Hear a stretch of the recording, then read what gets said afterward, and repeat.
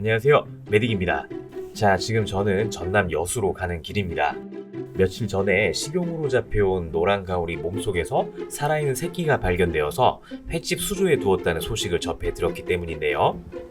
차로 몇 시간을 달려서 목적지에 도착을 했고요. 자, 어서 들어가 볼까요?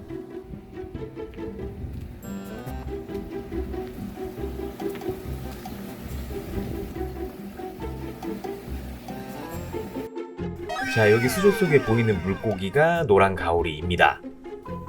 이 녀석들은 성체이긴 하지만 조금 작은 것들이고, 이 큰 녀석이 꼬리 길이까지 1m가 훨씬 넘는 크기인데요.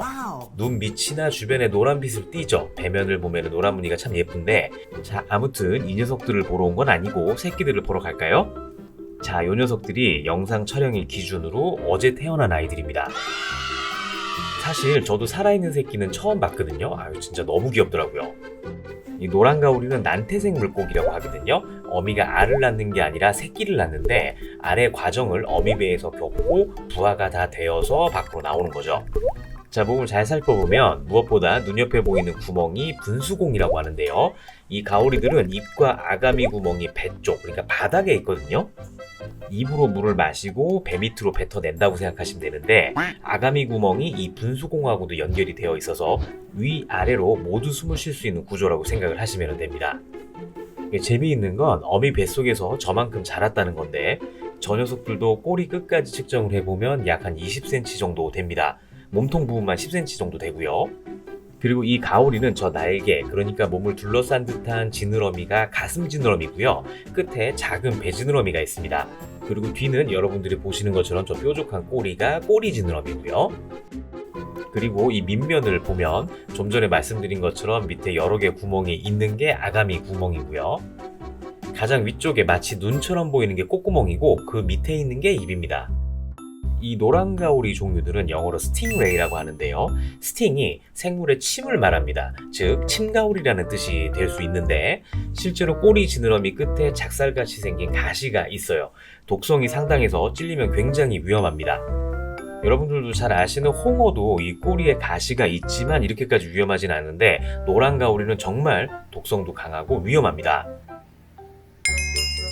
자, 이제 사장님께 어떻게 새끼들이 나왔는지 한번 여쭤볼까요? 에 여기 왔는데 여기 사장님이시고요. 우리 어떻게 황가오리 새끼를 어떻게 이렇게 발견하게 되셨는지 좀 말씀해 주시겠습니까? 손님 주문하셔서 상품으로 손질을 하는데 배를 열어보니까 새끼들이 있어서 또 살아있어서 놔주려고 방생해주려고 잠깐 보관하고 있어요. 아, 그러시군요. 근데 이게 아무래도 수산을 하시니까 황가오리나 이런 것들을 많이 이제 손질도 하시고 이렇게 하실 텐데, 이런 경우가 그렇게 흔치는 않은 경우인가 봅니다. 네, 대형급이라 아마 새끼를 좀 대고 있었던 것 같아요. 아, 어미가 크기가 대략 그러면 꼬리까지 12kg 정도. 12kg, 1m가 훨씬 넘겠네요. 꼬리까지 하면. 아, 감사합니다. 그럼 사장님, 제가 요거는 촬영 좀 하고 바다에 좀 놔줘도 될까요? 예, 그러면 조금 주실 수 있을까요?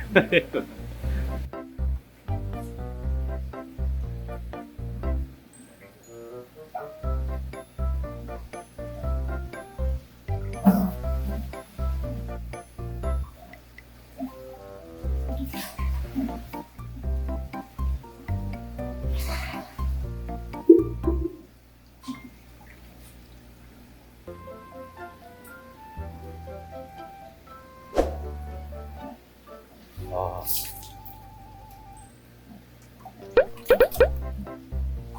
이게 총 몇 마리 태어난 겁니까?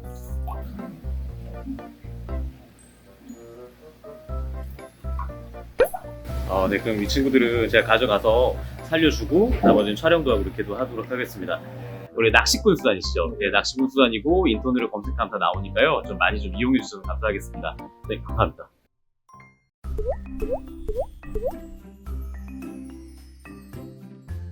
자, 이렇게 아기 가오리들을 받아왔고요. 이제 놔주러 바다로 가볼까요? 사실 제가 여기 오기 전부터 방생할 장소를 물색해 놨었습니다. 근처 바닷가를 찾아왔는데요. 이곳이 수심이 그리 깊지 않고 먹이 생물도 굉장히 많으면서 노란가오리들도 많이 서식하는 곳이라고 해서 찾아왔는데요. 사실은 좀 전에 사장님도 새끼들은 다시 바다에 놔주신다고 하셨었어요. 그런데 제가 굳이 풀어주겠다고 한 이유가 세 가지가 있는데, 첫 번째는 저도 아기 노란가오리가 너무 궁금했습니다. 그리고 두 번째는 촬영을 해서 여러분들하고 같이 보고 싶었고, 그리고 가장 중요한 마지막은 바다 생물들은 수환경이 갑자기 바뀌면 높은 확률로 폐사를 합니다. 이게 전공자가 아니더라도 해수어를 사육해보신 분들은 공감을 하실 텐데, 이번 경우처럼 횟집의 수족관은 신선도를 위해서 아주 낮은 수온을 유지하고 있기 때문에 따뜻한 바다로 들어가면 온도 쇼크를 받을 수도 있고, 또 민물하고 다르게 바닷물은 염도도 다르고요, 각종 원소에 의한 화학 질량치가 다르기 때문에 갑자기 다른 환경으로 들어가게 되면 아주 위험한 상황이 올 수도 있습니다. 이것의 완벽한 방법은 없지만 어느 정도 해소법은 영상에서 보이시는 것처럼 원래 살아가던 바닷물과 새로 살아갈 바닷물을 천천히 섞어주는 겁니다. 이것도 시간을 두고 천천히 해야 되고, 지금 보이는 수조 속에 물이 들어가서 차오르면 그만큼을 비워내고 다시 부어주고 해서 천천히 적응할 수 있는 시간을 주는 겁니다. 당연히 오래 할수록 좋겠지만 한 2-3시간 정도면 어느 정도 적응이 되었다고 판단하거든요. 그리고 지금처럼 여름철에 하는 경우에는 수조를 반드시 바닥에 내려놓고 물이 닿도록 해야 돼요. 바닷물이 닿지 않고 띄워놓고 하게 되면 햇빛에 의해 온도가 너무 빠르게 상승하게 되니까요. 해양 관련 기관에서 방류 행사나 방류를 할 때도 이것처럼 여러 가지를 고려해서 진행을 합니다. 이렇게 천천히 물을 섞어주면 되는데, 제가 평소에도 해수어들을 채집해서 사육할 때 이런 식으로 진행합니다. 그때 사용하는 장비들이고요. 이 과정을 물맛댐, 어클리메이션이라고 합니다. 굉장히 중요한 과정이라고 할 수 있죠. 이 가오리나 상어들을 연골러류라고 하거든요. 그게 뼈가 무르다는 뜻인데, 우리가 일반적으로 알고 있는 붕어, 가물치, 고등어, 송사리 등등은 모두 다 진화를 어느 정도 한 경골어류라고 해서 상어나 가오리보다도 훨씬 더 진화된 형태라고 할 수 있는데, 이 재밌는 건 진화가 덜 되었다고 해서 약하다는 것과는 다른 의미라고 보셔야 되는 게요, 아주 과거에 출현했지만 현재까지 남아있다는 건 태어날 때부터 완벽했기 때문이라고 이야기를 보통 해요. 아무튼 그렇지만 경고류에 비해서 불편한 부분들도 몸속에 많이 가지고 있는 게, 일단 이 녀석들은 몸속에 몸을 띄우는 역할을 하는 불에가 없습니다. 불에가 없는 대신에 간 속에 기름이 차 있어서 기름이 물에 뜨는 원리로 몸의 균형을 유지하는데, 상어의 간 기름은 스퀄린으로 유명하고 가오리의 간은 에라고 해서 별미로 치죠.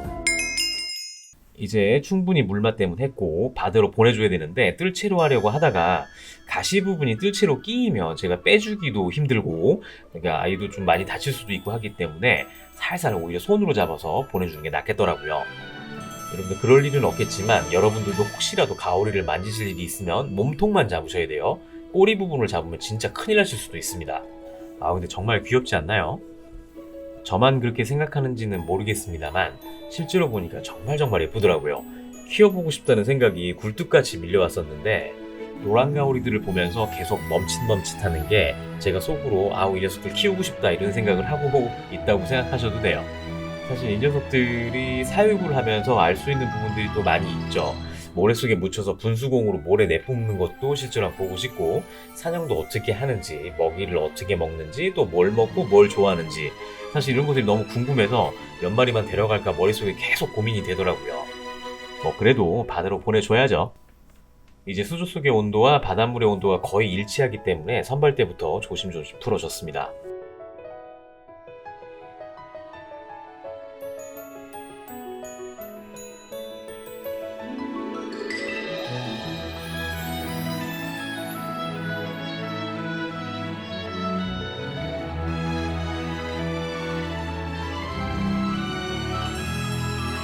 자, 이제 바다로 보내줬고요.